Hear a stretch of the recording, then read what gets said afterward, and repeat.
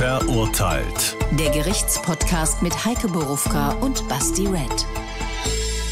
Das sind wir und nach einem Doppelmord, diesmal mit einer Tiergeschichte. All unsere Fälle, ob mit oder ohne Tier, die findet ihr, wie ihr wisst, in der ARD-Audiothek, in der ARD-Mediathek und auf YouTube, neuerdings dort übrigens auf dem Kanal des Hessischen Rundfunks. Und wenn ihr immer noch nicht genug von uns habt, dann guckt uns einfach freitags nach der Talkshow im HR-Fernsehen.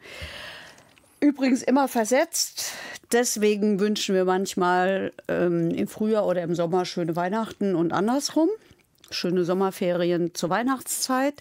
Also nicht wundern. Immer und überall gilt aber für fast alle Fälle, es geht um einen echten Fall, mindestens ein echtes Urteil, echtes Leben, manchmal ein bisschen skurrile Rechtskunde, Fragen und Antworten und manchmal auch Antworten ohne Fragen dazu. Da muss ich drüber nachdenken. Antworten ohne Fragen. Ja, manchmal sagst du Dinge oder ich sage Dinge, nach denen ich nicht gefragt worden bin. Story of my life.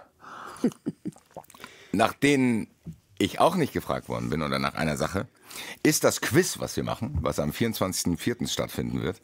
Ich habe es in der letzten Folge schon angeteasert. Dieses Heulsusen-Zeugs wieder los. Nein, ich finde es ehrlich gesagt spannend mittlerweile, weil die Leute das dadurch auch spannend finden. 24.04. in der Romanfabrik ist ein Quiz. Am 22.09. ist unsere Silberhochzeit, 25. hoffentlich ausverkaufte Live-Show. Zusammenarbeit mit der Case, aber im Saalbau Bornheim. Es ist aber unweit. Also wenn ihr sagt, ich wollte eigentlich in die Case, dann müsst ihr nur die Straße hochlaufen.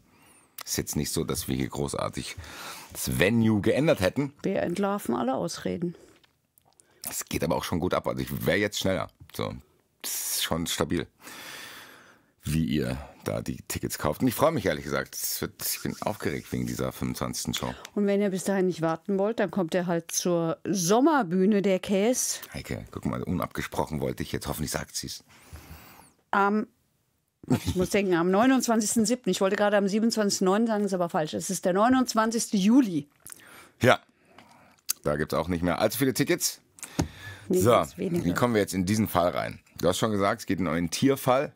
Dann werden die Leute wahrscheinlich zu Hause gedacht haben, oh nein, die arme Kitterfussel wird angeschossen. Kommen hier Tiere eigentlich zu Schaden? Weiß ich nicht ganz genau. Wir hören uns mal an, was da passiert ist und wie Heike diese Frage dann beantworten wird. Der Fall. Eine Taubenfreundin landet immer wieder vor Gericht. Es häufen sich die Bußgeldbescheide, weil die Frau nicht aufhört, die Stadttauben in Darmstadt zu füttern. Auch Geldbußen von bis zu 5.000 € halten sie nicht auf. Und so steht sie 2019 wieder vor Gericht. Diesmal aber nicht wegen ihrer Fütterei, sondern weil sie rabiat geworden sein soll. Die 56-Jährige soll einen Mann beleidigt und getreten haben. Der Grund, er hatte sie angesprochen, weil sie verbotenerweise Tauben gefüttert hat. Das macht sie seit mittlerweile 25 Jahren und kein Ende in Sicht. Ja, das ist mal was anderes, würde ich sagen. Das ist mal ein anderer Fall. Meine allererste Frage, neben vielen ersten Fragen, ist, was sind Stadttauben? Kategorisiert man die zu sagen, das ist eine Darmstädter Taube, das ist eine Frankfurter Taube, das ist eine Landtaube, die kommt aus einem kleinen Ort? Also, oder ist das einfach ein Begriff, der jetzt merkwürdigerweise mir einfach nur aufgefallen ist? Stadttauben sind erstmal Tauben, die in der Stadt leben. Ja. Und Stadttauben und Haustauben stammen von den Felsentauben ab. Haustauben? Also die meisten dieser Tauben kommen aus Züchtungen. Und sind dann da irgendwann weg und keiner hat sich mehr so richtig um die gekümmert. Und all diese Tauben stammen von den Felsentauben ab. Und das erklärt auch, warum sie in der Stadt leben, weil deren natürlicher Lebensraum Felsklippen sind. Und weil die Städte mit ihren Häusern diese Tauben, also diese städtischen Straßenschluchten, erinnern die Tauben ganz offensichtlich an ihre Herkunft, nämlich an die Felsklippen. Und deswegen leben sie in der Stadt. Und im Laufe der Verstädterung haben diese Tiere sich halt andere Ernährungsgewohnheiten angeeignet. Also das sprich, die haben ihre Essgewohnheiten angepasst und die essen halt jetzt, was es so so ist es, wirklich. Die essen Pommes, die essen Brötchen, kann man ja auch sehen, was da so gibt. Burger, wahrscheinlich jetzt mehr Planted-Based Burger oder keine Ahnung. Glaubst du, da gibt es unter Tauben dann Stress? Oh. Glaubst du, die streiten sich auch? So, du bist eine Veganer-Taube, du nicht und dann kacken die sich gegenseitig an? Nee, das glaube ich nicht. Weil die haben ja diesen Überlebenskampf, überhaupt was zu essen zu finden. Tatsächlich hat mir mal Könnten wir uns eigentlich alle mal ein Beispiel wieder dran mir nehmen? mal auf dem Heimweg von einem Heimspiel ein kluger Mensch, auch Eintracht-Fan, erklärt, warum das nicht in Ordnung ist. Der hat mir es auch gesagt, warum es nicht in Ordnung ist, von den Ratten der Lüfte zu reden, dass denen ja nur so elendig ging, weil die halt nur so einen Scheiß fressen. Ja. Ich tue mich schwer, mich diesen Tauben zu nähern, weil du hast schon gesagt, die haben teilweise nicht so einen guten Ruf. Nein. Dann denke ich mir so immer, das ist auch vielleicht unfair, so. Wer bin ich, das zu beurteilen? Aber haben die irgendeinen Nutzen? Oder du hast die Story, ich habe die Story so verstanden, dass es gibt Felstauben, die waren in Felsen unterwegs, dachten geil, hier bla bla, naturmäßig. Dann kam irgendjemand auf die Idee, oh, die will ich daheim haben, die nehme ich jetzt mit. Dann hat der Typ, der die mitgenommen hat, irgendwann keinen Bock mehr gehabt. Dann hat er gesagt, boah, das ist mir zu anstrengend, geht mal hier raus. Und dann haben die Tauben gedacht, boah, wo sind die Felsen? Ah, hier die Hochhäuser sind ja auch wie Felsen, wir leben jetzt hier. Ah, was gibt's hier zu essen? Ah, Kentucky Fried Chicken, ah, Pizza Hut, bla bla bla. So, jetzt sind wir hier. Ist ja eigentlich schlau von den Tauben. Ist ja eigentlich schlau. Was sollen sie denn machen, wenn es keine Körner gibt? Ne. Das heißt, die sind jetzt da, die Stadttauben. So, die Frage, die sich dann stellt, warum darf man die nicht füttern, wenn die doch sowieso nur Dreck fressen? Dann ist es doch egal oder vielleicht sogar gut, wenn ich da hingehe und sage, ey, ich sehe schon, wo ihr die ganze Zeit euch rumtreibt, in welchen Restaurants. Da war letztens das Gesundheitsamt, ich will euch helfen.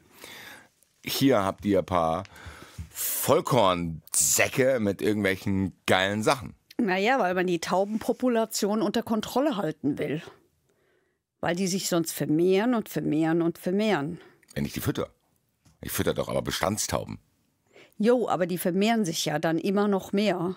Wenn ich die fütter. Und man will das organisierter haben. Also hier unser Fall, um den es heute geht, das spielt ja in Darmstadt. Und in Darmstadt hat man versucht, es mit dem Augsburger Modell, und das Augsburger Modell sind betreute Taubenschläge. Das heißt, man will die nicht im Stadtbild haben und sagen, hier geht mal weg, weil wir wollen nicht moralisch unterlegen sein und euch töten. Das Problem ist, dass die meisten Taubenschläge halt nicht dort sind, wo man sie hinmachen müsste. Also so sagen es die Taubenfreundinnen und Freunde. Die sagen, wir müssen auf Hochhäuser drauf, zum Beispiel auf so große Kaufhäuser eben obendrauf. Das kann ich mir vorstellen, dass die das nicht wollen, weil die dann auch das Kaufhaus voll scheißen. Könnte ich mir auch vorstellen. Aber die Taubenfreundinnen und Freunde sagen, ey, mach doch da einen Taubenschlag hin. Und das Wichtige ist, man nimmt ihnen die Eier da weg und man ersetzt die Eier mit Gipseiern. Die brüten dann Gipseier aus denen halt nichts rauskommt. Die Taubenfreunde wollen das? Ja. Die Taubenfreunde wollen die verarschen? Die Das sind Taubenfreunde. doch keine Freunde. Doch schon. Wieso denn? Weil die sich doch sonst ständig immer weiter ernähren und dann passiert das, was zum Beispiel jetzt in Limburg passiert ist, gibt es einen riesen Aufstand, weil die Stadt die Tauben nicht erschießen will, weil der Falkner ihnen das Genick brechen soll. Es scheint ja ein riesen Taubennest zu sein, in das wir hier gestochen sind. Da gibt es ja mehrere Strömungen. Ja. Taubenfreunde, die aber gleichzeitig die Tauben verarschen. Tauben, die einfach sagen, was wollt ihr denn? Wir sind jetzt hier, lasst uns auch einfach vermehren, wie wir es möchten.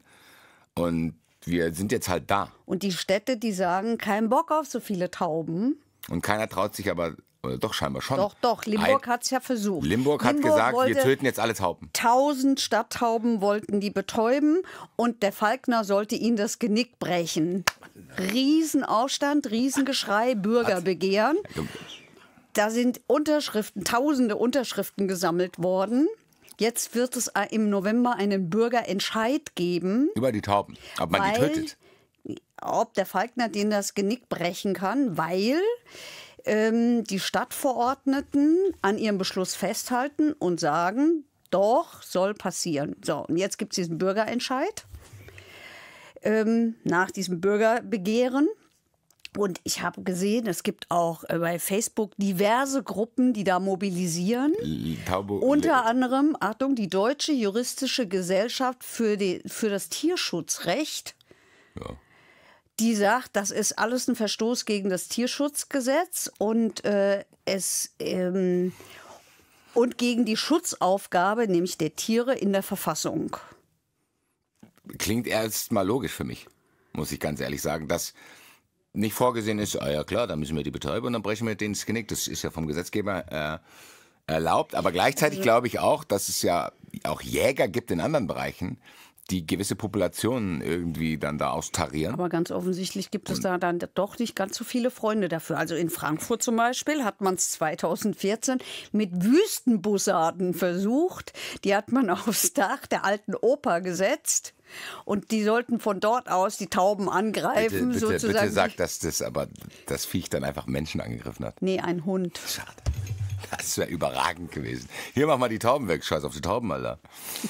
Nein, ein Hund und dann war Schluss mit der Aber das Idee. heißt, jetzt mal ganz kurz, das ist ja ein Riesenthema scheinbar. Ja. So. Das kann man jetzt unendlich weitererzählen, weil man findet es wirklich überall. So, das heißt, und es gibt dann verschiedene Ansätze, wie man mit dem Problem umgeht. Es gibt verschiedene Modelle. Augsburg hat es scheinbar geschafft, dass ein Modell nach ihnen benannt wird. Ja. Darmstadt will das nachmachen, weil das in Augsburg erfolgreich war. Ja. Okay. Das heißt, man darf die... Ich bin jetzt am Überlegen, ob ich das jetzt durcheinander werfe, weil irgendwo sind auch mal... Aber vielleicht sind auch Tauben aus Augsburg hergekommen oder irgendwie so ähnlich. Ich krieg's jetzt nicht mehr überragend. Ganz zusammen. Da kommen irgendwelche Augsburger Tauben mit Dialekt nach Darmstadt und sagen, die können nicht von hier kommen. Das sind Augsburger Tauben. Wir fragen die mal, wie ist das bei euch geregelt worden? Dann sagen die ganz ehrlich, egal was sie machen, Darmstädter und Augsburger Tauben, wir müssen zusammenhalten. Wir dürfen auf gar keinen Fall nach Limburg fliegen, weil da werden wir betäubt und da wird uns das Genick gebrochen. Beziehungsweise vielleicht, weil das muss ich auch nochmal fragen, da gehen jetzt Leute in eine Wahlkabine, wo ein Zettel liegt, wo drauf steht ja, nein. Und die Frage ist, sollen wir 1000 Tauben betäuben und töten? Und dann geht einer rein und sagt, ja, die Dreckschweine. Und die anderen sagen, nein, die armen Tauben. Weißt du, das ist jetzt eine sehr nerdige Frage, wie viel diese 1000 Tauben prozentual von den Limburger Gesamttauben ausmachen? Nein, das weiß ich nicht. Weil das wäre ja auch interessant. Ob das alle sind? Zu sagen, ey, kein Bock, null Toleranz gegen Tauben? Oder ob man sagt... Nee, das sind nicht alle. Okay. Das kann ich mir nicht vorstellen. Guck mal, das Ding ist, ich habe gar keine Ahnung. Du könntest mir jetzt alles erzählen. Weil ich habe mich mit diesem Taubenthema, außer dass ich als Kind bemerkt habe, wenn ich auf die zurenne, hauen die ab. Und dann habe ich irgendwie manchmal als paar 30-Jähriger gedacht, ja, das werden die ja immer noch machen. Und dann hätte ich fast mal eine Taube getötet. Weil ich fast. Nicht schreiben, sie lebt. Ich bin auf die zugerannt wie ein Kind, habe gedacht, so mal gucken, ob das immer noch so ist. Aber die Tauben, muss man sagen, haben sich weiterentwickelt, weil die gemerkt haben, diese ganzen scheiß kleinen Allmann-Kinder machen das eh nicht. Die rennen nur. Ich bleibe jetzt hier einfach stehen. Die waren eiskalt. Die sind einfach stehen geblieben, haben mich so angeschaut, wie man mich auch anschauen muss, wenn ich sowas mache. Verachtenswert, so, Digga. Guck dich mal an, du bist paar 30, was rennst du hier auf Tauben auf der Konstabel? Wach zu, bist spitz zu. Ich bleib jetzt hier stehen und fress meine Bockwurst. Das ist meine einzige Erfahrung mit Tauben. Und scheinbar gibt es da ja ein Riesenfeld an Organisationen, Problemen, Modellen. Ja. Wir müssen aber jetzt mal zu unserer Frau kommen. Aber wenn du vielleicht Näheres wissen willst, empfehle ich die Erna Graff Stiftung für Tierschutz. Weil da sind viele Taubenfreundinnen und Taubenfreunde vereint. Da kann man viel nachlesen über die Tauben. Und die zum Beispiel begleiten eine Taubenfreundin aus Fulda, die sich auch weigert, mit dem Füttern aufzuhören, der Tauben. Und dieser Fall ist bis zum Verwaltungsgerichtshof in Kassel gegangen, wo die Klage zwar abgewiesen worden ist, also diese Klägerin hat auch versucht, gegen das Fütterungsverbot vorzugehen, aber die Erna Graff Stiftung für Tierschutz freut sich sehr darüber, weil sie sagt, wenn diese Klage nicht abgewiesen worden wäre, dann wäre ja jetzt mit der Instanz Schluss gewesen. So aber streben sie ein Musterverfahren beim Bundesverwaltungsgericht an. Und das hätten sie ja so nicht machen können, wenn sie gleich in der ersten Instanz oder dann, das wird wohl die zweite gewesen sein, in der zweiten Instanz gewonnen haben. Und da heißt es in dieser Klageschrift, die Tierschützerin kümmert sich seit Jahren um die Fuldauer Stadttauben. Das sind also welche, die den Dialekt in dann. Fulda sprechen. Seit 2009 betreibt sie auf eigene Kosten mit ihrer artgerechten Fütterung eine Notversorgung, um die Tiere vor dem Hungertod zu bewahren. Da scheint es nicht genügend Pommes zu geben. Durch ein verhängtes Fütterungsverbot und damit einhergehende Bußgeldbescheide ist da Einspruch erhoben worden. Und dann hat es verschiedene Ordnungswidrigkeitsverfahren gegeben.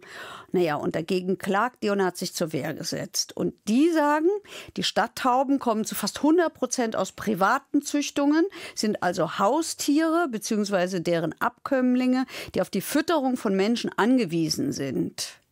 Also die haben es offenbar noch nicht geschafft, die Pommes auf der Gas zu finden. Das ist trotzdem auch wieder so ein menschengemachtes Problem. Irgendeiner hat gesagt, geil, ich will die zu Hause haben. Boah, nee, doch nicht. Und jetzt laufen die draußen rum.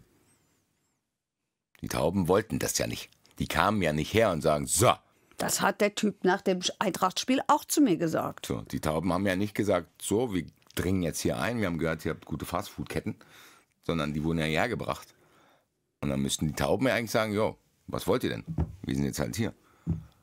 Das heißt, um die ursprüngliche Frage, die ich hatte, zu beantworten, man darf die nicht füttern, weil es Bestrebungen gibt, die Populationsgröße der Tauben in der jeweiligen Stadt zu begrenzen. Ja. Und durch dieses außerplanmäßige Füttern greift man quasi in die Populationsentwicklung ein.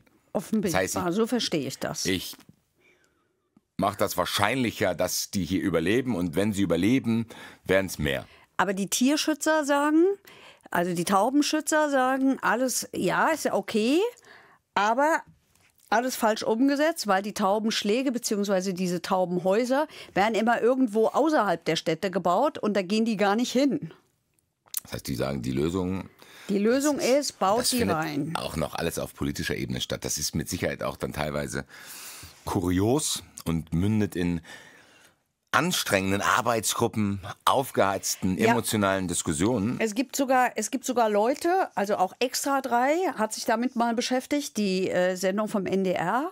Die aber eher lustig gemeint ist. Die haben auch gezählt und haben festgestellt, also von den, die haben so einen Taubenschlag sich angeguckt. Von den 50 Tauben, die dort waren nur 15 aus der Stadt. Dann haben die gerechnet und haben gesagt, wenn du die fütterst und das ganze Ding betreibst, kostet eine Stadttaube 4.767 € Im Jahr. Ja, oder Lebensdauer, ich habe keine Ahnung, ich weiß nicht. Also viel Geld. Das ist ein sehr interessantes Thema, von dem wir jetzt wegkommen müssen, weil die Frage wir zu unserem Fall kommen bleibt, welche Rolle spielt denn unsere Protagonistin in der Taubenszene? Naja, das ist auch eine Freundin der Tauben. Ist das eine organisierte Taubenfreundin? Nein, das ist, glaube ich, ich würde sagen, eine radikalisierte Taubenfreundin. Hat die eine Organisation hinter sich? Das scheint mir nicht so zu sein. Das Gesicht einer Organisation, weil Nein. 25 Jahre klingt für mich nach... Ich glaube, die ist Alleinfüttererin und Kämpferin. Okay. So erschien mir das. Okay, das heißt, wir reden hier nicht über diese Organisation, die du davon genannt hast, sondern das ist eine Also einzelne sagen wir Frau, mal die so, seit 25 Jahren... Wenn man sich durch die Facebook-Taubenfreunde-Gruppen arbeitet, stößt man auch immer wieder auf diese Frau. Aber eher, dass sie gut finden, dass sie unterstützen und so. Okay, das ist trotzdem moralisch eine bekannte Taubenaktivistin. Zumindest in den Facebook-Gruppen. Lass uns jetzt und auch in Darmstadt nicht in diesen Details verlieren. Wir haben jetzt diese Dame, seit 25 Jahren füttert die Tauben. Warum steht die vor Gericht? Wegen dem Cash? Weil sie die Sachen nicht zahlt oder weil die Tauben gefüttert hat? Weil sie die Tauben... Nein... mittelbar, weil sie die Tauben gefüttert hat, unmittelbar, weil sie beim Taubenfüttern etwas rabiat geworden ist gegenüber einem Menschen, okay, der sie darauf hingewiesen hat. Dazu kommen wir gleich. Lass uns mal diese Also mit Vorgeschichte... anderen Worten, die steht wegen Körperverletzung vor Gericht. Lass uns mal diese Vorgeschichte trotzdem zumindest zusammenfassen. 25 Jahre füttert die Tauben. Die Stadt kann es nicht verhindern, da muss ja dann auch irgendwas passiert sein. Naja, wie läuft das denn ab? Wie ist denn so ein Standardablauf? Die füttert die Tauben, irgendeiner erwischt die, ein Ordnungsamtmann und sagt, nein, das darf man nicht, das habe ich in meiner 6-wöchigen Ausbildung gelernt, kommen Sie mit, ich schreibe Ihnen ein Bußgeld, geben Sie mir Ihre Adresse, dann wird ein Bußgeld zugestellt. So dann ist sagt die, nein. Zahle ich nicht. Zahle ich nicht. Dann kommt, was kommt, ein Inkassounternehmen? Oder? Nee, dann kommt erstmal eine Mahnung. Genau, dann sagen die, ja, hey. Ich weiß nicht, wie viele Mahnungen es gibt, aber dann gibt es wahrscheinlich dann noch so Mahngebühren obendrauf. Und am Ende, wo die Briefe dann eine andere Farbe kriegen auch. Dann. Ja, und am Ende, und zwar vor allen Dingen im Wiederholungsfall, gibt es 5.000 € pro Ordnungswidrigkeit, wenn du das so weit treibst. So sagt sie das, wie sie das getrieben hat. Ist gut, und dann zahle ich das die ganze Zeit nicht. Dann muss ja irgendwas passieren. Dann Weil ein Schwarzfahrer zum Beispiel, der muss ja dann ins Gefängnis. Na, dann irgendwann, das dauert noch ein bisschen. Erst kommt die Staatsanwaltschaft. Die sagen, du zahlst nicht. Und dann sage ich, nee, ich sehe das aber auch nicht ein. Genau. Und dann geht es immer so weiter. Das scheint ja bei der 25 Dann wird er Jahre... irgendwann verurteilt. Und bei dieser Frau beschäftigt sich im Moment, das Amtsgericht hat tatsächlich im Moment auch noch was. Also die landet auch ständig beim Amtsgericht. Die hat sogar bis zum Oberlandesgericht getrieben. Aber ich habe nachgefragt. Im Moment liegt nichts mehr beim Oberlandesgericht gegen sie vor. Aber in Darmstadt beim Gericht ist noch ein Verfahren anhängig. Nein, was ich fragen will, ist, wenn ich jetzt 25 Jahre irgendwas mache, was ich nicht darf und muss die ganze Zeit Geldstrafen dafür bezahlen, die sich dann auch noch erhöhen und ich zahle die nicht, was passiert denn dann in der finalen Konsequenz? Was ist denn die finale Konsequenz, wenn ich das jetzt mache? So, ich mache irgendwas und dann sage ich, das ist mir egal, ich zahle es nicht. Und dann zahle ich es die ganze Zeit nicht. Was hat der Staat dann? Was macht der? Der Staat muss ja dann auch irgendwann sauer und genervt sein. Und stecken die ins Gefängnis wegen dem Geld? Oder was machen die mit der? War die schon im Gefängnis? Die war noch nicht im Gefängnis. Das heißt, jetzt nicht, 25 Jahre geschafft, Sachen nicht zu zahlen und nicht ins Gefängnis zu kommen. Naja, nee, die zahlt schon immer mal wieder. Also sie selber sagt, 2019, wo unser Fall ja verhandelt worden ist, da hat sie gesagt, ihre Bußgeldbescheide hätten sich auf 500.000 addiert. Und das hat die gezahlt. Oder hat die dann Spenden bekommen? So guck mal, ich habe keine Vorstellung von dem Alltag einer 25 Jahre aktiven Taubenfüttererin, die nicht einsieht, dass man das nicht darf. Weil ich stelle es mir jetzt so vor. Ich mache das ein Jahr, ich mache das ein zweites Jahr, ein drittes Jahr, dann kommen die, jetzt zum nächsten Mal 5.000 €, dann kommen diese 5.000 €, dann kommt ein Gerichtsvollzieher, bla bla bla. Ich bewundere, dass die das 25 Jahre auf diese Art und Weise so mogeln konnte. Ohne dass die einfach im Knast ist. Oder ist sie privat insolvent gegangen oder so. 500.000 € ist ja schon viel. Ja, 500.000 € ist viel. Also ich hätte keinen Bock auf ein Leben, wo ich dem Staat 500.000 € schulde. Weil ich glaube, der Staat wäre sehr sauer. Ja, ich bin so ein bisschen zögerlich, weil ich nicht so genau weiß, was man der Frau immer so richtig glauben kann und was man ihr nicht so ganz glauben kann. Und das ist ja eine Angabe von ihr mit diesem 500.000 €. Okay, das heißt, an dem Tag bei Gericht war nicht irgendwie so, wie ich das auch kenne, wenn ich manchmal dabei bin, dass da vorgelesen wird und Artikel Ziffer B und C und 80.000 und da ist noch das anhängig. Und das Doch, aber das sind ja, wie gesagt, wir müssen ein bisschen auseinanderhalten. Das eine sind Ordnungswidrigkeitsverfahren und das andere sind Strafverfahren. Was wir da immer hören, sind ja Strafverfahren. Ja, und bei und ihr... hier geht es ja um Ordnungswidrigkeiten. Es geht ja nicht nur darum, Heike. Nimm mich mal in das Setting dieses Tages mit rein. Wer ist beteiligt? Was passiert? Was geht sie ab? Also, wir haben hier unsere rabiate Taubenfreundin. Die Frau sagt über sich, sie sei Architektin und Zahnärztin. Ich kann nicht prüfen, ob sie das wirklich ist. Ich habe weder eine Zahnarztpraxis gefunden, noch irgendein Architekturbüro. Das Einzige, was auch dafür spricht, ist ihr LinkedIn-Eintrag, aber auch der ist sehr begrenzt. Da steht nicht viel mehr drin als das. So, die redet viel, die wirkt ein bisschen ausschweifig. Vor allen Dingen redet sie gerne über sich. Im Prozess vor dem Amtsgericht in Darmstadt, wo es um den Vorwurf versuchte gefährliche Körperverletzung und Beleidigung gegangen ist, hat sie gesagt über sich selber. Das heißt, wir müssen es nochmal trennen, weil wir haben jetzt viele verschiedene Sachen immer. Wir reden jetzt hier, wir müssen, glaube ich, trotzdem nochmal beschreiben, was da jetzt genau passiert ist, bevor wir bei Gericht landen. Also, die Staatsanwaltschaft sagt, dass sie mal wieder Tauben gefüttert hat. So, das haben wir etabliert. Hat es scheinbar auch als freie Person überlebt. Hat viele Schulden scheinbar. Wissen wir alles nicht, müssen Aber wir auch nicht. Geld für Körner sind noch übrig gewesen. Und an dem Tag füttert sie wieder Tauben. An dem Tag das ist füttert ja sie dann wieder nichts Tauben. Ungewöhnliches für diese Frau. Nein. Auch am selben Platz immer. So, die ist dann da und macht ihr Ding. Ja, Okay. also am Marktplatz in Darmstadt füttert sie So. die Tauben. Ja. Zu der Frau, der Beschreibung der Frau kommen wir gleich während dem Prozess, aber die steht jetzt da und macht das. Ja. Und dann? Dann kommt ein Mann, Wer? 46 Jahre alt, ein Mensch, der da vorbeiläuft, Camouflagehosenträger, 1,70 Meter groß, also nicht besonders groß, und spricht sie an und sagt, ist doch verboten, hier Tauben zu füttern. So. Das heißt, ein untersetzter Camouflagehosenträger hat wahrscheinlich auch... Ich weiß nicht, ob der untersetzt ist. Hast du doch gesagt. Habe ich nicht gesagt, habe ich nicht gesagt. Klang so. Der denkt, gesagt, dass er ein bisschen klein der ist. denkt, nein, das darf man nicht. Ich bin gegen Tauben. Fütter die bitte nicht. Ich übernehme jetzt hier. Und hat er dann gesagt, ich rufe die Polizei oder was? Das weiß ich nicht. Er hat jedenfalls sie angeblich auf dieses Verbot hingewiesen. So, und da dann gab es einen Wortwechsel. Und in diesem Wortwechsel nennt sie ihn Hurensohn und Arschloch. Nein, wir befinden uns nicht in einem Fußballstadion, sondern auf dem Marktplatz beim Taubenfüttern. Super, aber. Und eine 56 Jahre Da muss alte ich sagen, die Frau magst gewinnt du, mich. ne? Die Frau gewinnt mich schon ein bisschen für sich. Das heißt, wir fassen zusammen, da füttert eine seit 25 Jahren Tauben. Wie alt ist die genau? 56. 56-Jährige, geil. Steht da, wird angesprochen von einem Tarnhosen. Das ist ja auch ein geiles Szenario. Da kommt ein Tarnhosenträger, der sagt, ja, ich weiß, dass man das nicht darf. Das werde ich jetzt dieser 10 Jahre älteren Frau sagen. Und dann sagt sie zu dem, was willst du, Hurensohn, Alter?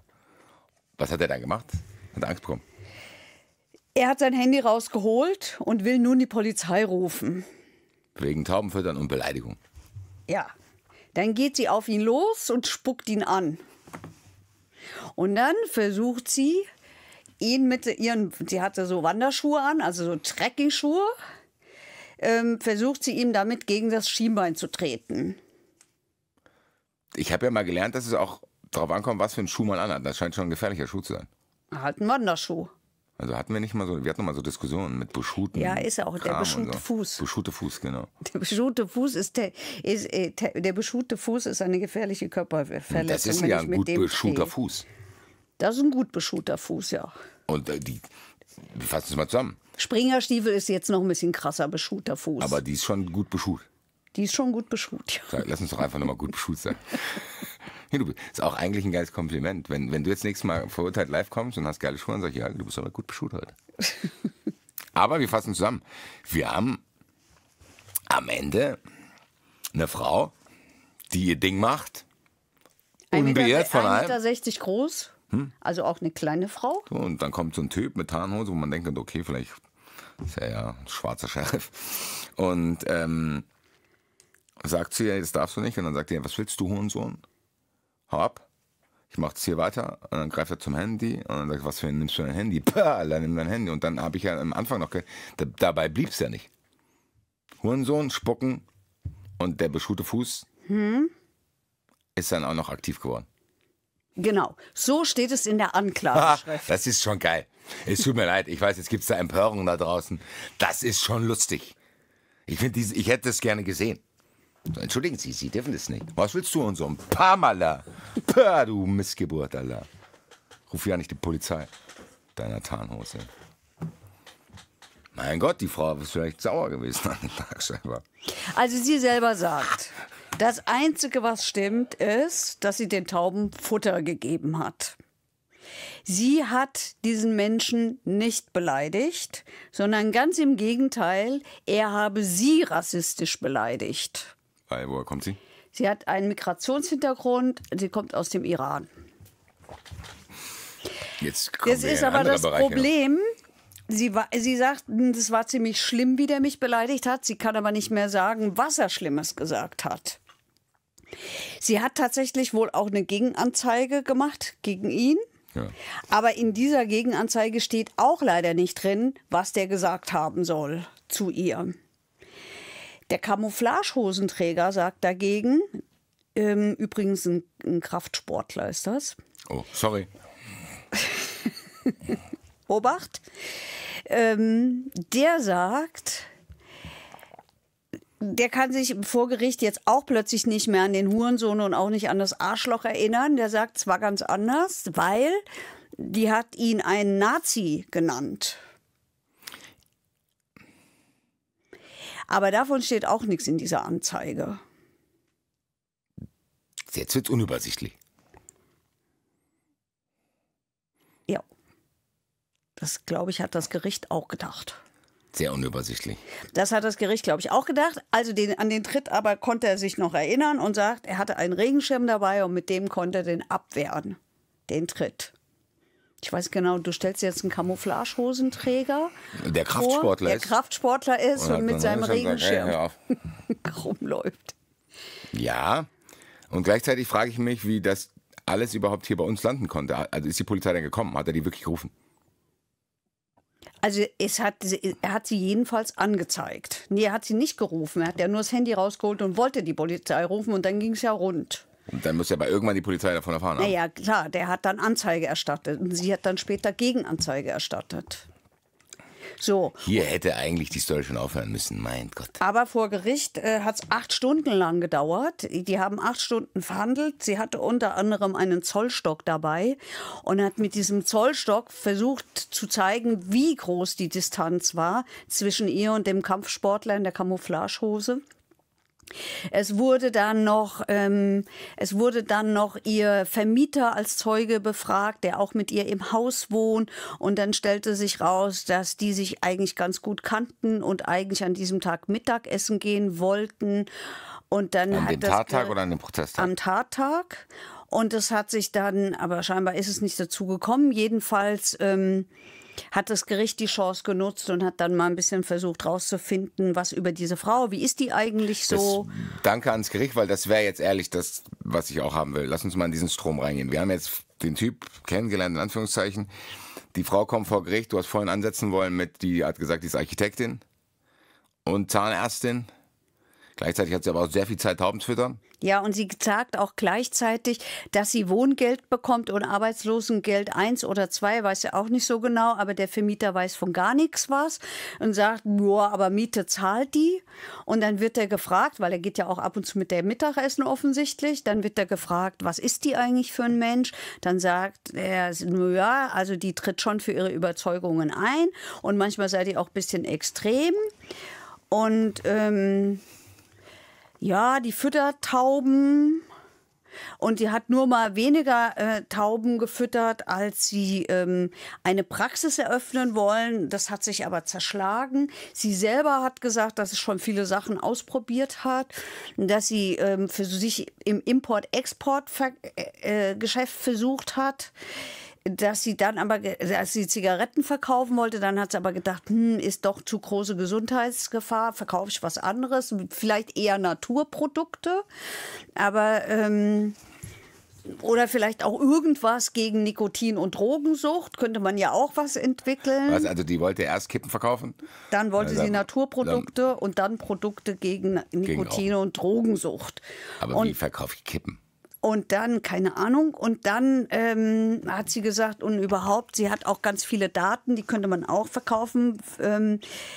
Die hätte sie von internationalen Firmen und es wäre eine wahre Goldgrube.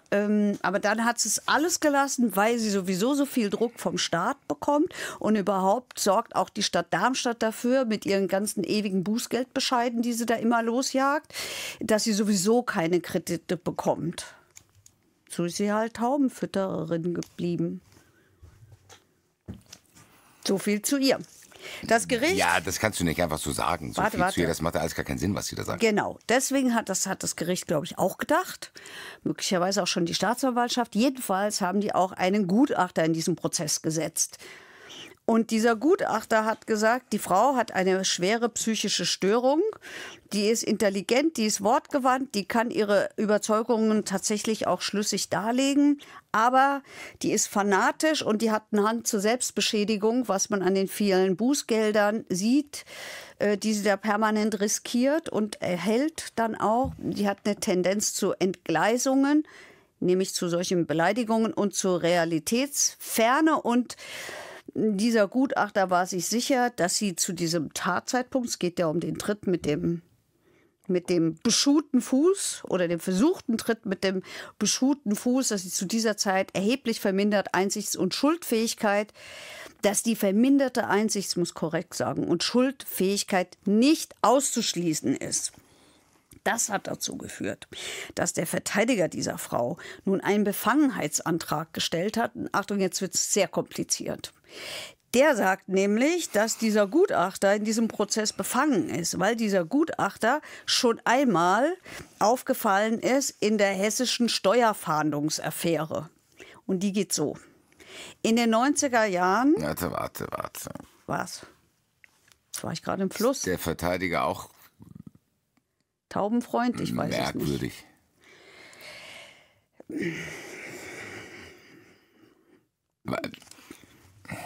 Ja, Also der sagt jedenfalls. Ich sage erst mal, worum es in der Steuerfahndungsaffäre ging. Die ist nämlich schon sehr lange her. Die spielt in den 90er Jahren. Da hat es damals... aber spielt es eine Rolle überhaupt?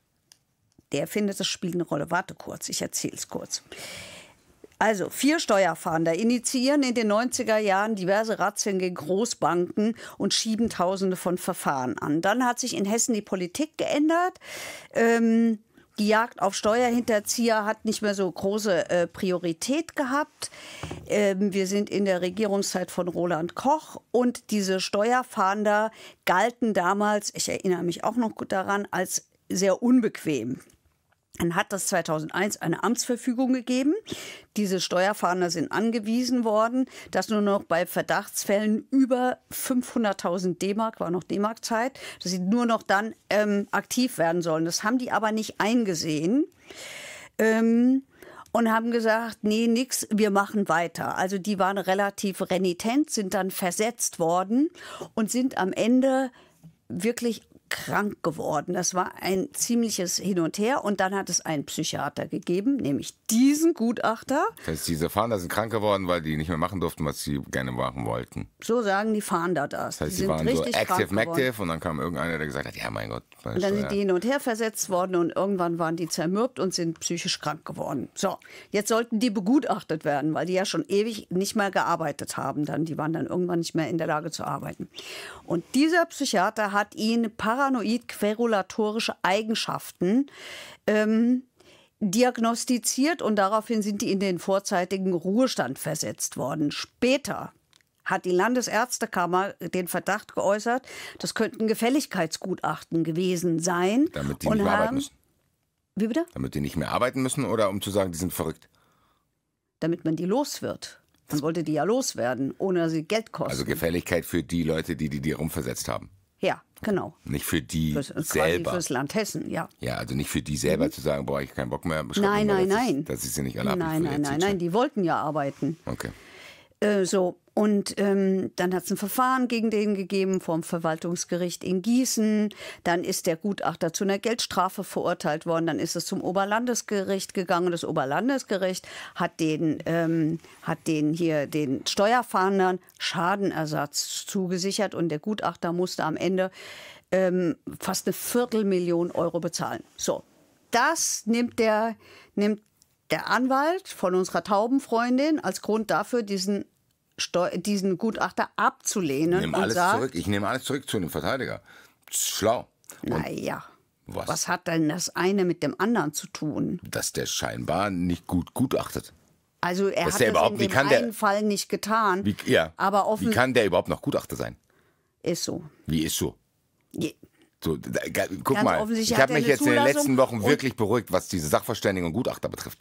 Aber das triggert mich natürlich auch.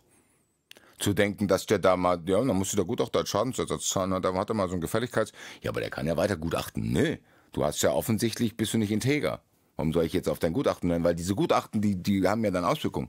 Woher weiß ich denn, ob der beim nächsten Mal nicht wieder irgendwas macht? Also ich glaube, die Frage muss man anders stellen. Man muss die Frage eher stellen, warum beschäftigt die Justiz diesen Gutachter? Klar. Der muss man, wenn dann, diese Frage stellen.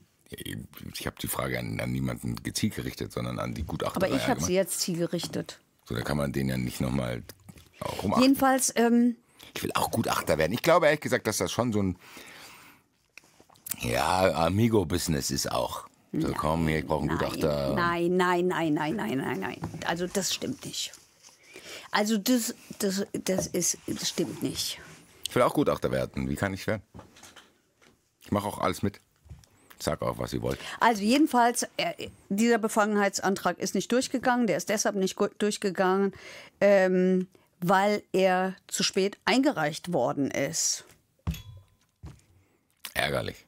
Und außerdem hat die Richterin keinen Bezug zwischen dem damaligen Gutachten und dem jetzigen Gutachten gesehen.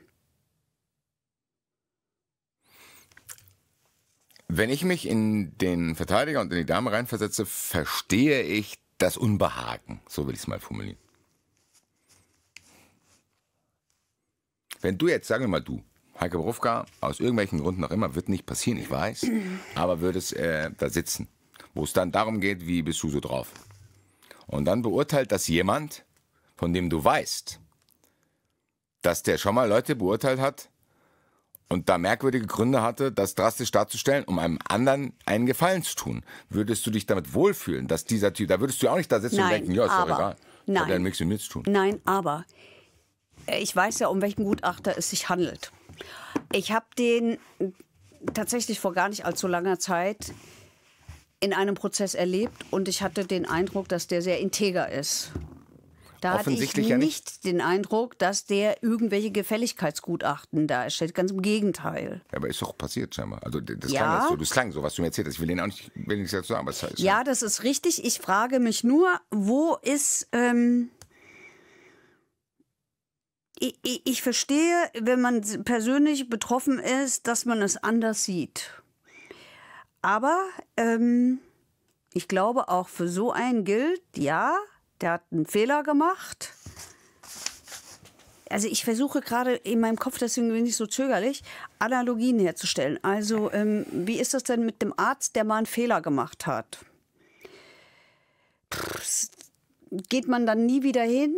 Entzieht man dem alles? Ich will das gar nicht beurteilen, weil ich weiß auch viel zu wenig über den Kram. Vielleicht sagt er ja, nee, das war kein Gefälligkeitsgutachten, da hat die andere Seite mich verarscht. Ich weiß darüber nichts. Ich bin mir sicher, dass er das so sagt. Und ich erinnere mich auch damals noch an... Ja, was ist ein anderer? Ich glaube, wir müssen das Thema outsourcen, weil im Endeffekt kamen wir dann nie zusammen. Ich habe es ja auch akzeptiert und ich habe ja auch dann nicht mehr nachgehakt. Ich fand aber das Beispiel, wenn du mir es schon erzählst, dass da ein Gutachter ist, der scheinbar offensichtlich, wie ich es hier erzählt habe. Ich glaube, wir behalten uns das mal im Hinterkopf und machen mal eine Spezialfolge wirklich generell zu dem Thema Gutachten und wie geht man mit sowas. Ich will mal mit so einem sprechen. Ja? Ich will den einfach fragen. Mit dem. Dann will ich ihn fragen. Aber wie war das damals? Wie komme ich da rein in die Szene? Wie viel kriegt man denn für so ein Gutachten? Nein. Doch, ich sag doch nicht, er macht's, ich will dahin.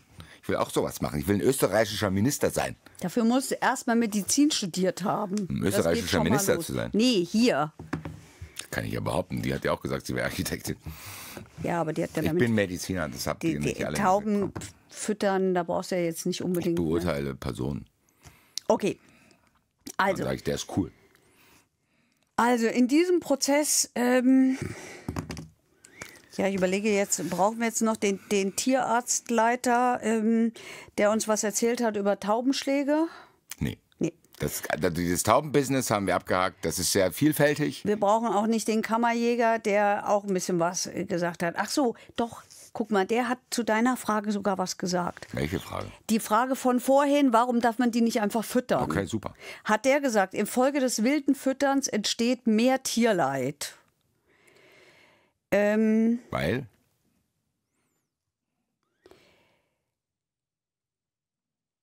Weil? Ich manchmal sogar schon ein schlechtes Gewissen zu fragen, aber das ist ja schon interessant. Ja, das ist auch interessant, nur ich bin keine Biologin. Kann das ja aber und jetzt habe ich es aber anderes nicht weiß. Also unsere Taubenfreundin, die wirft dem vor, dass er an den Tauben sowieso nur Geld verdienen will, weil dieser Kammerjäger und Biologe dieses wie heißt das? Dieses Taubenschlagmodell betreut. Und der hat 120 Tauben aus Würzburg in Darmstadt ausgesetzt, um die ansässigen Tauben zu verdrängen. Das wird ja immer besser. Die Tauben sind ortstreu und koten an ihren Brut- und Schlafplätzen. Und deshalb will der die einfangen, will die wegbringen, um sie in Taubenschläge an den Stadtrand auszusiedeln. Und von dort fliegen sie dann zu den Futterplätzen und fressen den dortigen Tauben das Futter weg. Das war die Idee. Was ist denn das für eine Idee? Und dann können die sich nicht weiter vermehren. Warum? Keine Ahnung. Ja, weil sie sich gegenseitig vertreiben. Ja, aber dann sind ja die anderen da. Vielleicht entstehen dann Kämpfe. Ach, ich weiß es auch nicht. Ja, das ist ein hochkomplexes Ich Ding. weiß, ich bereue es auch gerade, dass ich es angerissen habe. Es tut mir leid. Ich bereue es gerade furchtbar. Ja. Aber ich erwarte auch nicht, dass du die Fragen beantwortest, weil im Endeffekt bist du auch keine Taubenfreundin. Oder bist du Taubenfreundin? Bist du eine Taubenfreundin? Nein. Bist du Taubenfeindin? Sag die Wahrheit einfach, wir sind hier unter uns. Traue ich mich nicht. Ich habe mich auch am Anfang nicht getraut. Ich habe mir am Anfang Ja, ich nicht... mag Tauben nicht. Ich auch nicht. Ich mag Tauben nicht, aber ich verbiete mir, was gegen Tiere zu haben. Die können So ja sehe ich nichts das auch. für. So sehe ich das auch. Ich würde, also wenn ein Wahlzettel kommen würde, würde ich nicht mit Ja stimmen, breche denen das Genick. Nein, das tät mir auch ein bisschen leid. Aber ich würde jetzt auch nicht traurig sein, wenn ich auf die Zeile gehe und da ist keine einzige Taube mehr. Also ich habe mal in der Die Nähe Tauben sollen dahin, wo es schön ist, ich habe mal in der wo es Nähe denen des- gut geht. Ich habe mal in der Nähe des Frankfurter Zoos gewohnt und da habe ich Tauben gehasst, weil die haben mich einfach jeden Tag geweckt mit ihrem blöden Gegurre. Da bin ich jetzt wieder eher Team Taube, muss ich sagen. Oh, nee, und da wird man schon sehr rabiat. Ja, natürlich. Aber du bist ja zu seinem den Besenstiel. Du bist ja zu den Tauben gezogen. Ich weiß. Und Ich, die Tauben waren ja da. ich, Das sind wie die Leute, die nach Köln ziehen und sagen, ja, das Weinfest, das will ich hier nicht haben. Karneval. Ja, sorry auch, die Leute da draußen. Das ist eine sehr chaotische Folge, weil es sind auch sehr viele verschiedene Themen. So, ich könnte eine 3-stündige Folge nur über diese Taubenthematik machen, weil mich das tatsächlich dann, auch wenn man darüber redet, interessiert. Das Dann gibt's nimmt noch ja mit diese, den 93. dann gibt es noch hier dubiose Gutachter, dann gibt es noch dies, dann gibt es noch das. Aber wir bleiben mal trotzdem bei der Frau. Gibt es irgendwas noch über die Frau zu erzählen? Weil die ist auch ehrlich gesagt so eine große Unbekannte. Heute sind viele große Unbekannte. So, weil offensichtlich hat die ja gelogen. Architektin wird die nicht sein. Das gehe ich jetzt einfach mal, nehme ich jetzt einfach mal vorweg. Weiß man nicht. Vielleicht ist sie mit dem Architekturstudium hierher gekommen. Kann doch sein. Okay, aber irgendwie hat ihre Story auch an gewissen Stellen Lücken. Was ist mit dieser Frau? Hat die noch sich geäußert, was sie so macht? Oder was ist mit der? Also ich habe noch ein Detail und das ist, sie hat auch gesagt, dass sie wollte ja eigentlich Taubenschläge betreiben, ne, nachdem das alles nicht geklappt hat mit Import, Export, Zigaretten und Naturprodukten und Anti-Suchtmittel und so Zeugs. Hat sie dann gedacht, okay, gut, betreibe ich Taubenschläge, ging aber auch nicht, hat ihr niemand erlaubt. Also, sagt sie, hat sie 8000 Hunde aus dem Iran gerettet.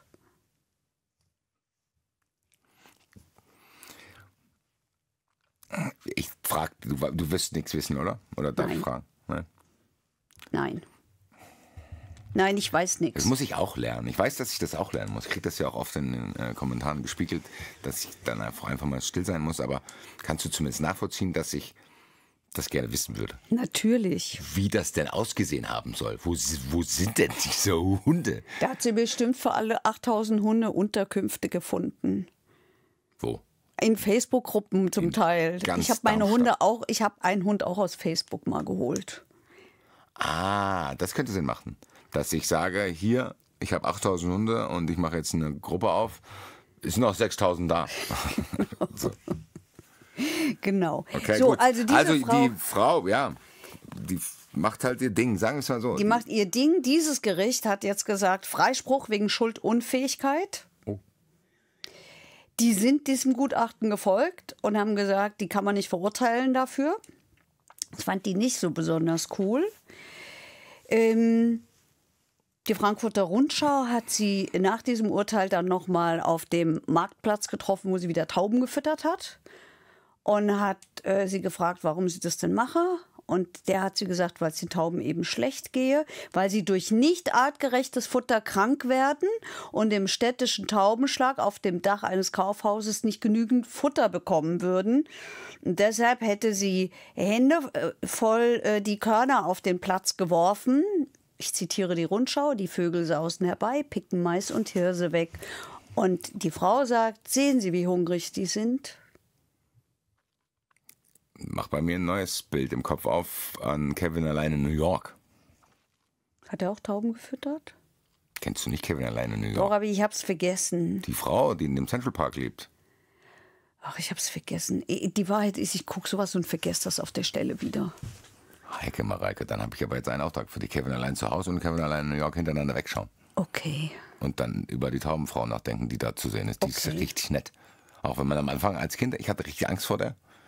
Und dann rettet die Kevin und da muss ich fast weinen, wenn ich jetzt hier darüber spreche, weil es ist eine sehr rührende Szene, als sie sich bei Kevin bedankt, weil sonst keiner mehr mit ihr redet. Weil sie halt so eine verschrobene Taubenfrau ist. Gott sei Dank ist mir das jetzt erst eingefallen, sonst hätte ich die ganze Zeit nur Sympathien für die Dame gehabt, weil abschließend muss ich sagen, das hat mich jetzt ein bisschen kalt erwischt, dass die sagen, dass die schuldunfähig ist. Das heißt, die muss ja schon ein bisschen eine Entfernung zur Realität haben. Jedenfalls laut diesem Gutachten, jedenfalls laut diesem Gericht. Sie selber sieht das, glaube ich, nicht so. Und es tut mir leid für alle hier, für das Team hier, das jetzt Überstunden machen muss, für dich, für alle möglichen Leute. Aber das muss ich jetzt fragen. Wie ist das denn dann mit den Geldstrafen? Kann ich auch einen psychologischen Zustand attestiert bekommen, wo ich gewisse Geldstrafen, ja, das kann der nicht zahlen, der ist verrückt. Die Frage weigere ich mich zu beantworten, die nehmen wir jetzt mit in den Zuschauerraum. Okay. Aber warte, ich muss jetzt eins mal vorneweg sagen, weil hier Lossi Bossi korrigiert es auch dauernd. Bei Ordnungswidrigkeiten gibt es keine Geldstrafen, das sind Bußen. Du musst immer Geldbußen sagen. Warum? Weil Geldstrafen gibt es im Strafrecht. Wir sind hier bei den Ordnungswidrigkeiten. Aber ich muss das ja irgendjemandem geben. Das sind Geldbußen. Das ist doch mega. Sag Das einfach Geld ist Geldbuße. weg. Ich nehme mein Du eigenes sollst Wort. einfach mal Geldbuße jetzt sagen und nicht Geldstrafe. Wieso denn das Thema? Weil was es so heißt. Das Thema, was ich gerade aufmachen wollte, kann ja auch für Geldstrafen gelten. Das gibt's ja auch. Ich will einfach nur wissen, ob ich Wenn Unzurechnungsfähigkeit für Geldbeträge werden kann. Also, jetzt sind wir aber mal ganz genau.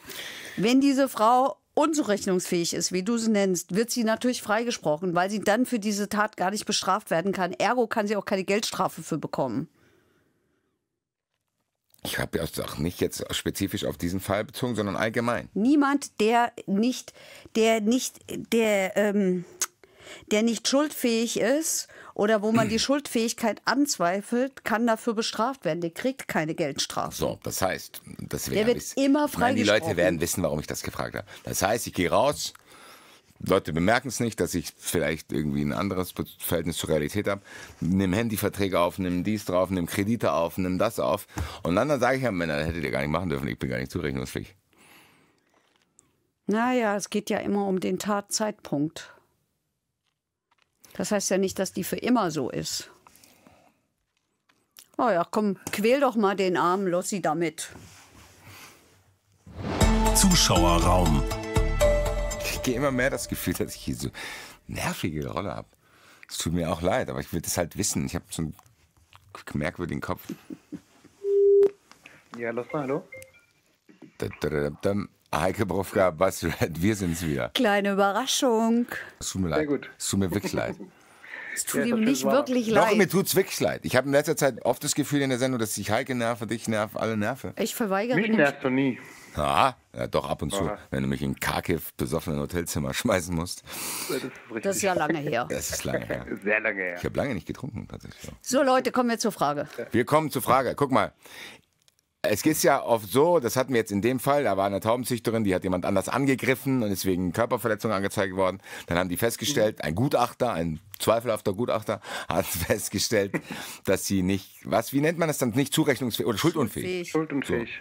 Kann ich auch für den Finanzdelikte schuldunfähig sein, was verhindert, dass ich das Geld zurückzahlen muss, weil ich zu dem Zeitpunkt halt nicht ganz sauber war und dann habe ich halt ja die ganzen Bitcoins, das tut mir leid.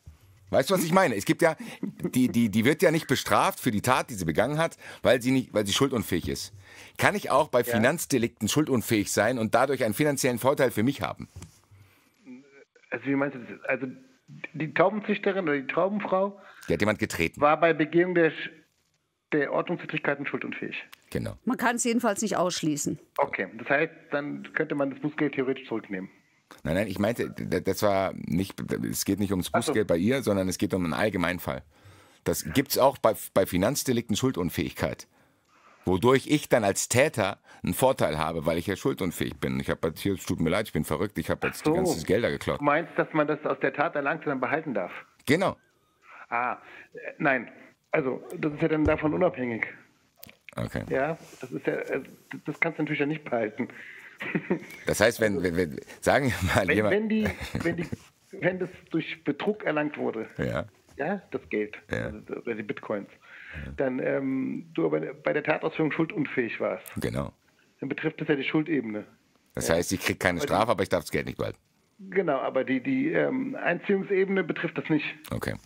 Das ist ja trotzdem erlangt aus der Tat, oben im Sachverhalt, ne? Also im objektiven Sachverhalt hast du was erlangt und auf der Schuldebene warst du schuldunfähig, aber du hast es ja trotzdem erlangt, indem du gegen ein Recht verstoßen hast, also eine Straftat begangen hast. Und wenn das Geld weg ist? Und ich objektiv gesehen. Was ist, wenn das Geld schon weg ist? Ja, also die Einziehungsbeträge, die werden ja gegen die Verurteilten dann festgesetzt. Ja, das heißt, du hast 50.000 Euro erlangt aus einer Tat, dann musst du 50.000 Euro zurückzahlen. Wenn du das Geld nicht mehr hast, dann versucht der Staat zu vollstrecken. Und wenn es die Vollstreckung ins Leere geht, dann ist das halt erstmal so. Aber du hast zumindest erstmal die nächsten 30 Jahre einen Vollstreckungstitel gegen dich. Da kannst du auch nichts mit Privatinsolvenz oder sowas retten. Und auch nicht mit, ich bin halt verrückt. Nee. Okay. Die Einziehungsbeträge sind davon unabhängig zu betrachten. Das ist auch Verrückte müssen Geld zurückzahlen. Auch das, ja. Okay. Ja. Und sag mal, und wie ist das bei Geldbußen, also bei diesen ganzen Ordnungswidrigkeiten? Spielt das da jetzt eine Rolle? Also die kriegt immer Geldbußen, weil die immer Tauben füttert, was sie nicht darf. So, jetzt steht sie vor Gericht wegen versuchter Körperverletzung. Der Gutachter sagt, nee, Realitätsferne und alles Mögliche, Schuldunfähigkeit ist nicht auszuschließen. Das Gericht spricht sie frei. Ja. Hat das irgendeine Auswirkung auf diese Bußgelder? Ja klar, das richtet sich ja nach dem Ordnungswidrigkeitsgesetz, also nach dem OWI-Gesetz. Ja. Und da geht es ja genau auch um diese Frage der Verantwortlichbarkeit, nennt man es da. Und wenn du nicht verantwortlich bist für deine Tat, die du da gemacht hast, ja, dann hast du nicht vorwerfbar gehandelt. Ich glaube, das ist der Begriff, der da steht. Theoretisch gesehen müsste ich es ja dann auch wieder für die anderen Tatzeitpunkte, wo diese Bußgelder entstanden sind, wieder neu beweisen. Ich kann das ja nicht übertragen. Ich kann ja nicht sagen, ich bin einmal vor Gericht für unzurechnungsfähig erklärt worden. Deswegen hebt das alles, was ich vorher gemacht habe, auch auf. Nein, das wird dann immer einzeln. Das habe ich euch alle im Kopf, da sagt ihr, es kommt drauf an. Kann ja auch sein, dass die bei einer dieser Bußgeldtaten da war. Genau. Es wird dann schon für den bestimmten Zeitraum muss das bestimmt sein, ob sie vorwerfbar verantwortlich gehandelt hat oder nicht. Das heißt, die muss jetzt nachweisen, dass sie bei jedem einzelnen Körnerwurf der Tauben das halt nicht gerafft hat, was sie da macht. Aber in den meisten Fällen ist es ja dann eine dauerhafte Einschränkung. Ja, es gibt ja diese krankhaft seelischen Störungen oder... Ich fand es ehrlich gesagt, wirklich interessant. Ich habe das vielleicht auf flapsige Weise formuliert, aber ich finde es wirklich interessant im Sinne von... Es entstehen ja auch Dinge dann und dann sagen, ja, der kann nichts dafür, aber so, ja gut, kann nichts dafür, aber jetzt habe ich halt trotzdem das Getränk geklaut. Ja, genau, aber die Einziehung ist halt dann davon unabhängig zu sehen. Hängen wir jetzt die Frage dran, die wir eigentlich stellen wollten. Genau. Also, Nadine, jetzt sofort? Ja, jetzt sofort. Okay, ich bin da. Ja. Sehr gut. Also Nadine aus dem Bayerischen Wald stellt eine Frage zum Thema Befangenheit. Hintergrund ist, dass im Prozess um den Mädchenmord von Aschau, ich habe mal nachgeguckt, worum es da geht, da ist einer verurteilt worden wegen Mordes an einer 23-jährigen Studentin, der hat 9 Jahre Jugendstrafe bekommen, hat diese Frau auf dem Heimweg vom Club aus sexuellen Motiven angegriffen, schwer verletzt, in den Bach geworfen, wo die Frau dann ertrunken ist. Und in diesem Prozess hat die Verteidigerin einen Befangenheitsantrag gestellt, mit dem sie keinen Erfolg hatte. Ich würde sagen, Klammer auf, wie mit den meisten Befangenheitsanträgen, die Verteidigung nicht so richtig Erfolg hat. Und jetzt fragt Nadine, was muss eigentlich passieren, dass eine Richterin, dass ein Richter als befangen ausgetauscht wird? Da muss tatsächlich schon einiges passieren. Also einmal gibt es halt gesetzliche Vorgaben, ja, dass ein Richter ausgetauscht wird. Ja, das sind dann Fallgruppen, die im Gesetz stehen. Also wenn er sich zum Beispiel vorher mit dem als Staatsanwalt zum Beispiel den Fall beschäftigt hat. Ja, ist irgendwie auch logisch. Ja, wenn er vorher als Staatsanwalt ermittelt hat und dann wird er Richter, dann ist er natürlich befangen in der Sache. Das ist so ein Beispiel. Ja, oder es gibt Verwandtschaftsverhältnisse zwischen Opfer und dem Richter, also dem Richtenden. Ja, dann hast du da auch, das sind zum Beispiel Befangenheitsgründe, die im Gesetz stehen. Ja. Als nächstes kommt dann Befangenheit aufgrund des Verhaltens des Richters. Das heißt, er darf sich zu keinem Zeitpunkt, also darf der Angeklagte das Gefühl haben, dass der Richter ihm gegenüber befangen ist. Das haben aber natürlich sehr viele Angeklagte oder Mandanten, dass sie das Gefühl haben, ja, der hat da was gegen mich. Und da muss schon einiges passieren. Ich habe mir da, also es gibt da so Grenzen, ne, wenn du jetzt persönlich wirst als Richter. Zum Beispiel gibt es eine Entscheidung vom BGH, da hat ein Richter gesagt zu einem Angeklagten, sie müssen sowieso fressen, was ich hier entscheide, und dann bleiben sie auf einem sitzen, deswegen reden sie jetzt. Das ist zum Beispiel eindeutig eine Befangenheit durch das Verhalten. Ja?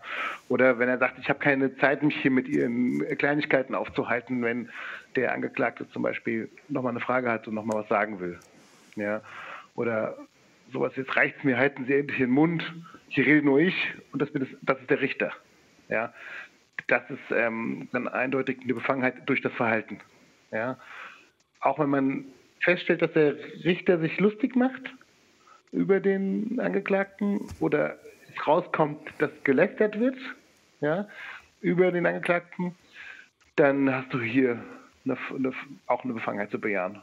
Ja. Aber du kannst auch die Befangenheit bejahen, wenn der Richter zum Beispiel Anträge nicht bescheidet. Ja. Also liegen Anträge wochenlang rum und werden einfach nicht beschieden und er einfach sozusagen das Vorbringen des Angeklagten nicht ernst nimmt. Ne, das sind dann auch Gründe, die zu einer Ablehnung führen können. Ja. Das ist aber auch gut, ehrlich gesagt. Absolut, ja. Weil das trotzdem auch wieder diesen menschlichen Faktor mit reinbringt und nicht zu sagen, okay, die Justiz sind alles Roboter und das wird schon richtig sein, sondern ja, nee. Richter. Genau, das ist ja auch ein Anspruch, sind auch den Menschen. du hast als Mensch, also als Angeklagter. Ne? Ja, der unbefangene Richter kann ja nur entscheiden und das ist ja das Idealbild des Richters. Ne? Der ist unabhängig von allem über dich entscheidend. Und das ist natürlich schon ein Anspruch, dem du gerecht werden solltest als Richter. Ja. Die meisten Befangenheitsanträge haben jetzt keinen Erfolg. Ich habe jetzt in meiner Karriere in Anführungsstrichen 2 erfolgreiche gestellt. Aber die waren auch sehr einfach. Offensichtlich. Gut. Ja. Okay. Ja, wunderbar. Vielen Dank. Vielen Dank. Dann euch noch einen schönen Nachmittag. Ebenso. Jo, ciao, ciao. Danke, ciao. Maike, ich habe es gelernt. Ich erspare euch jetzt meine Frage, was passieren würde, wenn der Richter verrückt ist. Machen wir nicht. Das hatten wir auch schon. Klären Das wir. ist auch schwierig, ja. Klären wir vielleicht bei einem Quiz. 24. Du guckst mich so an, als hätte ich das Protokoll verlassen. Ja, ich habe mich jetzt gewöhnt. Nee, ich gucke nur, weil ich dachte, was kommt jetzt? Wo klären wir das jetzt? Housekeeping. Housekeeping. Willst du anfangen? Ich würde mit meinem Podcast-Tipp kommen. Fangen wir mit deinem Podcast-Tipp an. Wir haben einen neuen Podcast von dem HR, der heißt Krieg im Schatten. Warum starb Nikola Milicevic? Das ist ein Story-Podcast. Das sind 6 Folgen von Daniel Majic und Carla Reiter. Worum geht's da? Da geht es um die Nacht auf den 13. Januar 1980. Da kehrt ein kroatischstämmiger Emigrant, den alle Beban genannt haben, nach einem Kneipenabend zu seiner Wohnung im Frankfurter Ostend zurück. Als er gegen 3 Uhr seinen Wagen auf dem Parkplatz vor seinem Wohnblock abstellt und aussteigt, treffen ihn 6 Kugeln. Erst am nächsten Morgen wird seine Leiche von Nachbarn gefunden. Der Mann hat Frau und 5 Kinder hinterlassen. Die Frage, die sich stellt, ist dieselbe, die sich immer stellt, nämlich warum ist er umgebracht worden? Es ist eine Abrechnung, das steht relativ schnell fest, aber das Opfer ist kein Kleinkrimineller, es gibt keine persönlichen Motive. Das Einzige, was man findet, ist die verwendete Munition und die Art des Mordes. Beide deuten auf den jugoslawischen Geheimdienst hin. Und den Rest erzählt euch Daniel Majic und erzählt euch Carla Reiter in 6 Folgen. Krieg im Schatten. So ist das. Ja. Jetzt hat mich jetzt ein bisschen aus der Bahn geworfen, weil persönliche Bezüge zu diesem Fall da sind. Aber aus Respekt vor den Angehörigen werde ich die nicht hier äußern, außer dass Toni ist mein Freund und wird mein Freund bleiben. 24.04. Quiz. Heike, ist mittlerweile rausgekommen, was wir da machen? Ich habe so meine Ideen. Die ist mittlerweile rausgekommen. Der ist so frech. Ich finde, dass wir das hier nochmal klären können. Das haben wir auch im letzten Housekeeping gemacht. Warum bin ich denn frech? Guck mal. Weil du einfach behauptest, von nichts gewusst zu haben. Ja, das stimmt aber auch. Und deswegen machen die anderen. Nein, das stimmt aber doch auch. Irgendwann wurde mir gesagt, dass wir... Wurde mir gesagt. Ja, aber stimmt es nicht. Irgendwann hieß es, am 24.04. gehen wir in die Romanfabrik zu Gregor Pramel. Das war die Information, die ich bekommen habe. So, Und dann irgendwann. haben wir gesagt, da machen wir aber etwas anderes als sonst. Wer ist nämlich wir in dem nicht. Fall? Du und Rasch. Hab das bestimmt. Und irgendwann landet das bei mir. Und dann wird mir gesagt, ja, am 24.04. ist ja Quiz. Und dann habe ich damals schon gefragt, was für ein Quiz. Selektive Wahrnehmung nennt man das, glaube ich. Nein! Ich habe dann damals schon gefragt, was für ein Quiz. Was soll da für Fragen gestellt werden? Und dann hat er sich dazu entschieden, in der typischen Basti-Art, charmant wie er nun mal ist, hat er gedacht, oh cool, lass ich mich doch mal von einem Quiz überraschen. Dachte ich, oh cool, werde ich mir wohl das Quiz ausdenken müssen. Jetzt So. kannst du ablesen gleich, wie sehr ich dich liebe, dass ich hier die Wahrheit aus Respekt vor dir verschweige. Das ist mir klein weh. Ansonsten könnte ich dich jetzt hier auflaufen lassen. Ja. So, Also, ihr merkt schon, das wird ein unglaublich schöner Abend. Auf welche Art und Weise auch immer. 24.04. wird spannend und überraschend. Romanfabrik. Um in der Chronologie zu bleiben, was die Live-Shows betrifft. Wann ist nochmal im Sommer verurteilt? 29. Juli. Der Käse Summer Ich Power nenne Lounge. das Sommerbühne, aber ich glaube, das heißt gar nicht so. Ich glaube, das heißt Käse Open Air. Na, ist egal, jedenfalls Wir nennen das einfach Käse Summer Power Lounge. Oder Irgendwann, so ähnlich. dann, wann Heike gesagt hat, ich habe das schon wieder vergessen. 29. Juli. 29. Juli. So, das heißt, ihr seid... Ich glaube, ich muss es gar nicht auch so rausbrüllen, weil ich meine, es gibt kaum noch Tickets dafür. Guck mal, vielleicht machen wir dann eine Summer Zusatz Power. Weiß man's? Wir wissen es. Noch weiß ich das nicht, wenn es soweit ist. So, Schluss jetzt. Nein, 22.09., 25. ausverkaufte, hoffentlich Live-Show. Verurteilt live im Bürgerhaus Bornheim. Da wird doch das Quiz schon fertig sein. Vielleicht machen wir dann noch ein Quiz. Ciao.